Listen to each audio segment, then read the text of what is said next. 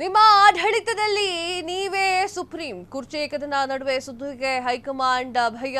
ಕಾಂಗ್ರೆಸ್ನಲ್ಲಿ ಅಧಿಕಾರ ಗದ್ದುಗೆಯ ಗುದ್ದಾಟ ತೆರೆಮರೆಯಲ್ಲಿ ನಡೀತಾ ಇರುವಂತದ್ದು. ಇದರ ನಡುವೆ ಸಿಎಂ ಸಿದ್ದರಾಮಯ್ಯ ಅವರಿಗೆ ಅಧಿಕಾರವನ್ನು ನೀಡಿದ್ದಾರೆ, ನೀವೇ ಹೈಕಮಾಂಡ್ ಅಂತ ಹೇಳಿ.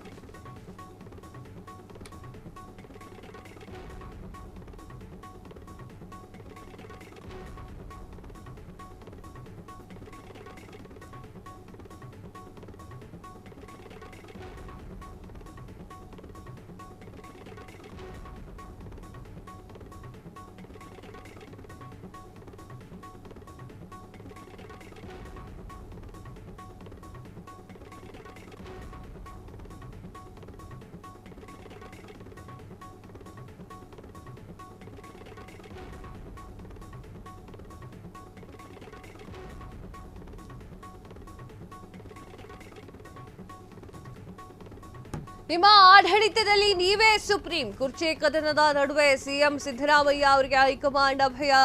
ಕಾಂಗ್ರೆಸ್ನಲ್ಲಿ ಅಧಿಕಾರ ಗದ್ದುಗೆಯ ಗುದ್ದಾಟ ತೆರೆಮರೆಯಲ್ಲೇ ನಡೀತಾ ಇದೆ. ಇದರ ನಡುವೆ ಸಿಎಂಗೆ ಹೈಕಮಾಂಡ್ ಅಭಯ ನೀಡಿದೆ.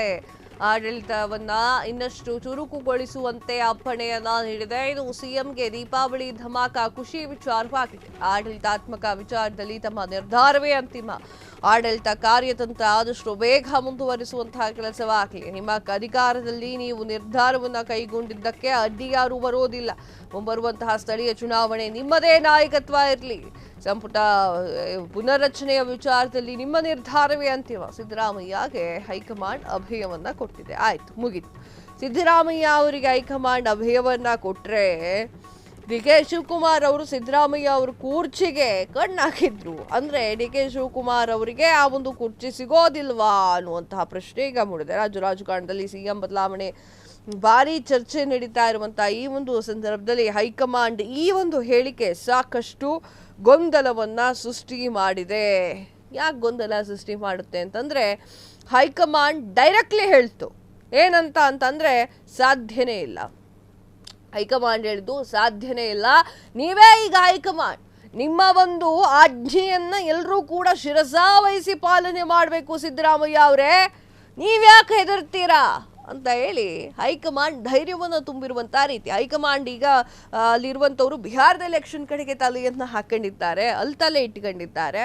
ಸೊ ದಟ್ಸ್ ವೈ ಈಗ ಸಿದ್ದರಾಮಯ್ಯ ಅವ್ರಿಗೆ ಅಷ್ಟು ಅಧಿಕಾರವನ್ನು ಕೊಟ್ಟಿದ್ದಾರೆ. ಆಯ್ತು, ಸಿದ್ದರಾಮಯ್ಯ ಅವ್ರಿಗೆ ಅಷ್ಟು ಅಧಿಕಾರವನ್ನ ಕೊಟ್ಟರು ಅಂತಂದ್ರೆ ಕೊಡ್ಲೇಬೇಕು, ಮುಖ್ಯಮಂತ್ರಿ ಸ್ಥಾನದಲ್ಲಿದ್ದಾರೆ. ಆದರೆ ಕರ್ನಾಟಕದಲ್ಲಿ ಕುರ್ಚಿ ಕದನ ಅಗ್ಗಜಗ್ಗಾಟ ಜೋರ್ ರೀತಿಯಲ್ಲಿ ನಡೀತಾ ಇದೆ.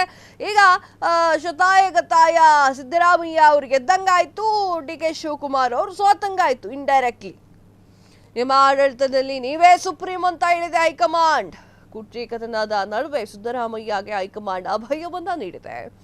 ಕಾಂಗ್ರೆಸ್ನಲ್ಲಿ ಅಧಿಕಾರದ ಗದ್ದುಗೆಯ ಗುದ್ದಾಟದ ತೆರೆಮರೆಯಲ್ಲಿ ನಡೀತಾ ಇದ್ದು, ಇದರ ನಡುವೆ ಸಿಎಂ ಸಿದ್ದರಾಮಯ್ಯ ಅವರಿಗೆ ಅಭಯ ಹಸ್ತವನ್ನ ನೀಡಿದೆ ಕಾಂಗ್ರೆಸ್. ಆಡಳಿತವನ್ನ ಇನ್ನಷ್ಟು ಚುರುಕುಗೊಳಿಸಿ ಅಂತ ಹೇಳಿ ಅಪ್ಪಣೆಯನ್ನ ಕೂಡ ನೀಡಿದೆ. ಇದು ಸಿಎಂಗೆ ದೀಪಾವಳಿ ಧಮಾಕ ಖುಷಿ ವಿಚಾರವಾಗಿದೆ. ಆಡಳಿತಾತ್ಮಕ ವಿಚಾರದಲ್ಲಿ ನಿಮ್ಮ ನಿರ್ಧಾರವೇ ಅಂತಿಮ ನಿರ್ಧಾರವಾಗಿದೆ. ಯಾರೇನಂದು ತಲೆ ಕೆಡಿಸ್ಕೊಳ್ಬೇಡಿ.